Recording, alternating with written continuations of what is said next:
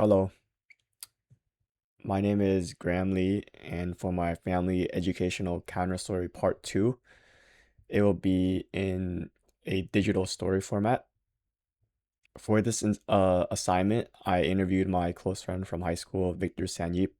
We attended high school together, but we became especially close during our senior year when we participated in track and field, and we're also a part of the same friend group during this time, and we all still keep in touch.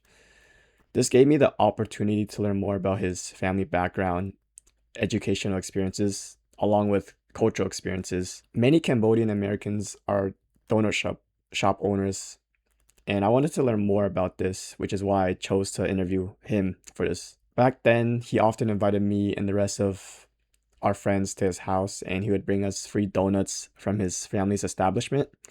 This allowed me to become more familiar with both his family and the important role that small businesses have played in many families' lives along with his life. In Cambodia, just a generation ago, teachers and students could have been killed for reading books. A dominant assumption about Cambodian Americans is that they are a minority Asian race and that they are less intelligent compared to other Asians, which historically stems from how many emigrated and sought refuge from their country after socio economic and political hardships from Cambodia. Victor's parents have owned and operated many donut shops throughout his life. From a young age, he helped with the family business while also balancing school, sports, and other responsibilities. So he didn't really have time for schoolwork, and he struggled in high school because of this balance and juggling. But he took the community college route and saw success there. But because of his struggle in high school, that does not mean that he is of less intelligence. Victor's experience challenges the assumption that students who struggle academically are unmotivated, showing that schools may overlook the hard work and cultural wealth that students develop outside of the academic settings that they are placed in. This is Ted Noy. He is a Cambodian refugee who started in Southern California and is the reason why many Cambodian Americans have jobs at these positions. His support helped Cambodian Americans achieve financial stability throughout California. A source from Education 005 class that is relevant is Whose Cultural Has Capital? A Critical Race Theory Discussion of Community Cultural Wealth by Tara J. Yoso, where it discusses the different types of capital and which specific groups hold certain types of community capital by using cultural wealth as a critical race theory to challenge traditional interpretations of cultural capital. From the interview, I was unable to record it as it was over a phone call, but familial capital was shown through the encouragement and work ethic that he gained from his family, especially when he had to balance working at his family-owned business while focusing on getting his grades up. During his time in Oakland, he said it was very dangerous. Even in school, he just felt that it was unsafe, especially since his family's donut shop used to be located there. Despite this, his family grinded through working and waking up in the middle of the night to prepare donuts in order to become wealthy. In middle school, though, his family got enough funds to move to a safer location. This provided him with a more stable environment and reflects how his family's hard work and sacrifices created opportunities that positively put him in the right direction and ultimately influence his education and future. I also observed that social capital appeared. In an interview, he said that he had a very great support system in school that consisted of his friends and teachers. He got support in social, academic ways by the motivation during the tough times, studying, and hanging out outside of his school and work hours. There are also aspects of a mix of resistance and navigational capital from parts of the interview. The resistance comes from the setbacks of public schooling in Oakland, as it may have been an unsafe or difficult environment, which may have led to him being stressed and struggle in school initially. The part in the interview where he talked about juggling different duties such as moving, challenging deadlines, and feeling overwhelmed by a lot of responsibilities shows aspects of navigational capital. Victor's story showed me how an array of responsibilities such as work and sports and school can influence a student's academic journey both negatively or positively.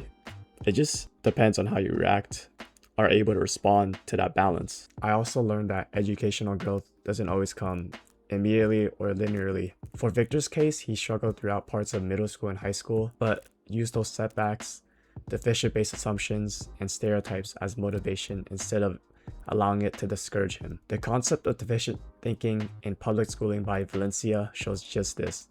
As Victor faced assumptions that his academic struggles reflected a lack of intelligence or motivation from many factors such as stereotypes he faced. Another reading from our class that I believe connected to this story is Immigrant Parents' Strategies for Involvement in Children's Schooling. Since Victor's parents and grandparents are immigrants and were often too busy to be involved in his school life and were unable to go to school events throughout his educational journey, they could have mistakenly been viewed at times as uninvolved. However, just because they were hard workers behind the scenes of his life did not mean that they were not involved with his academic life.